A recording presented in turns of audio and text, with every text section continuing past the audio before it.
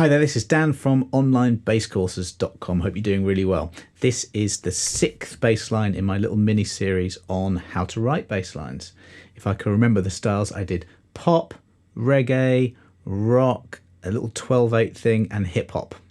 And now I'm on to funk today. So be sure to subscribe just so that you get all those other lessons and all the weekly lessons that I do on all kinds of different things like groove and fretboard knowledge.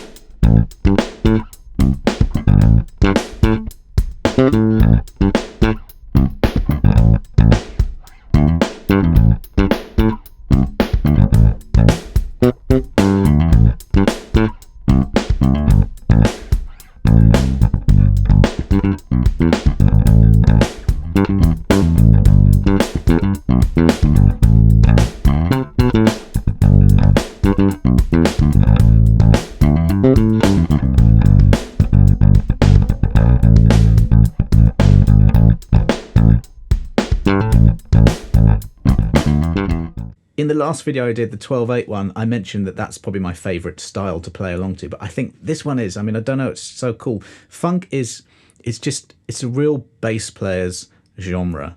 And I'll explain the chords I was using and the notes and stuff like that, but I was really very much sticking to the bass drum, but other than that, I was making that up on the spot. So this is obviously good for jam sessions and improvising with musicians. But if I were to do some kind of recording, I might craft something a little more repetitive than I was doing. And I hope I can remember what I was doing. But look, you've got an A-7 chord here, and I was just going around that a few times before moving on to the other one. So A-7 functions as the 2 chord in this set of chords that you get from G major. And underneath that chord, as bass players, we're not really going to be, a guitarist is going to be playing chords, or a piano player, keyboard player.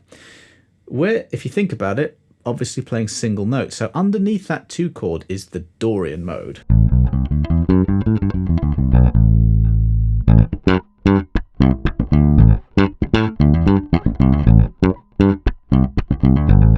And that's why I deliberately made this 2 chord the beginning of this little thing I've just written, because the Dorian mode sounds amazing for funk. What am I doing? I'm just going frets 5 to 7 on the E string, and then frets 3, 5, 7 on the A string, and 4, 5, 7 on the D string. That's just one way of playing a Dorian mode. That's a really cool thing to do. So I'm going 5th fret, E string, the A, and then frets 4 to 5 on the D string, and then to the 3rd fret on the A string. A better way of explaining this would be for me to be saying I'm going from the root to the major 6th to the minor 7th to the minor 3rd. So you should learn, those are intervals, and you should learn that. Great thing about that is you can move that anywhere and you'll have the same language going on. It's one reason that you really should learn a bit of music theory is that you can converse easily with other musicians. But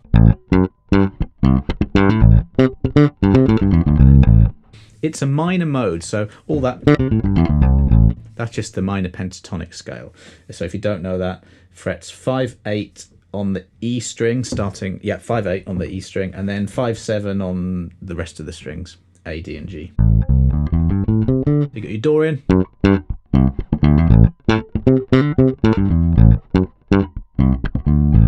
And the kick drum was going duh, duh. So I was following that. And yes, I was overplaying a bit, but just to demonstrate.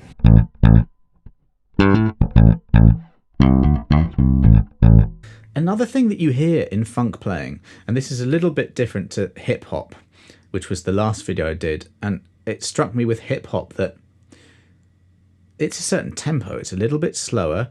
There are fewer these sort of articulations, but in funk music you can go crazy. Hammer-ons, pull-offs, slides, bend.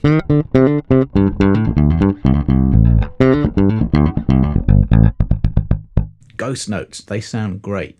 So when you're writing a funk bass line, keep things repetitive and locked. So you might go,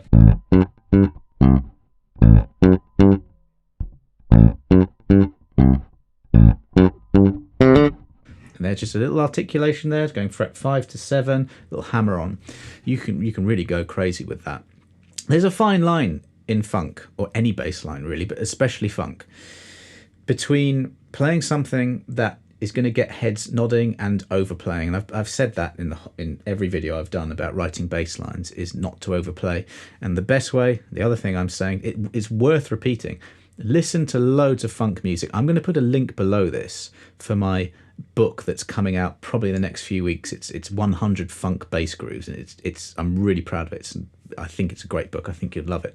At the time of this video, it's not out yet, but I will return. I'll put a link below, so check that out. And it goes through from James Brown to to funk now. And I loved writing that book because the bass lines are just so creative and prominent. Okay, I'm just going to move into the next section. So what I did there, I did two things. I went from the 1 chord, G major 7, I was putting a major 7th in, to the 2 chord, and this time changing up the feel a bit.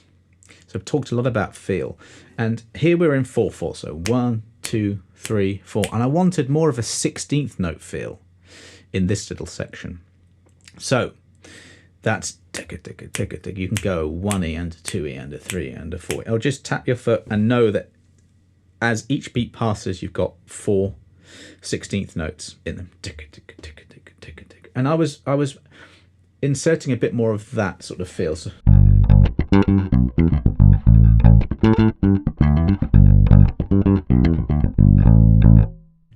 Rocco from Francis Rocco Prestia from Tower of Power and Jacko did loads of 16th note stuff. Check them out.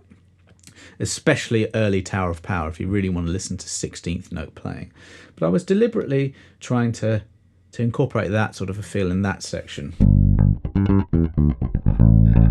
Here's a really good tip. So the first chord, the 1 chord, is a major chord, and the 2 chord, as we mentioned before, is a minor chord. Now what you can do over a major chord is use a major pentatonic scale. I'm just going G major pentatonic. In this case, that's frets 3, 5, and then 2, 5, 2, 5, and then 2, 4. And then you can use a minor pentatonic over the minor chord. That would sound something like this.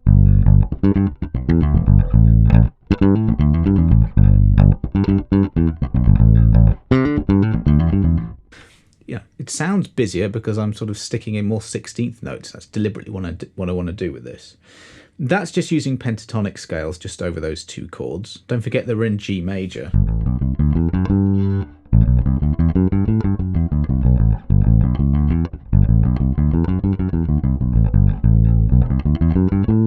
So you could play those notes. For me, I just wasn't really hearing anything too melodic there. I'm thinking more rhythmic here in this little section. And that's, funk is all about rhythms. If you listen to Flea, I'm really influenced by Flea's playing, especially Blood, Sugar, Sex, Magic. That album, by the way, is littered with the Dorian mode and the minor pentatonic scale. So if you want to learn how to do this, listen to that album. Learn by ear everything. Don't analyze first, just learn by ear. But trust me when I say that nearly all of that album is that, And yeah, I think I'm subconsciously playing a little bit like Flea because that's burned into my psyche. Is that album? He does that on Jagged Little Pill by Alanis Morissette. He plays on that, and I think it's almost exactly.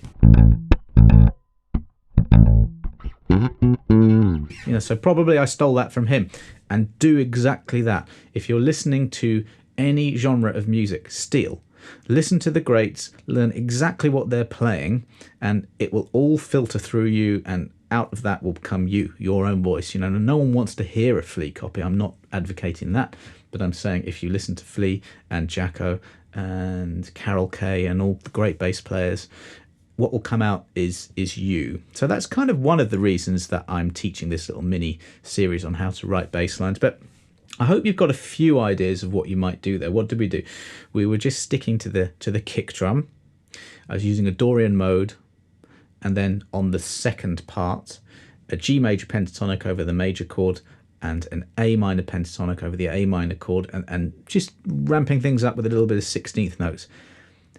Articulations, use those, hammer on, pull off, that's a slide, that's a bend, that's vibrato, all of that kind of stuff.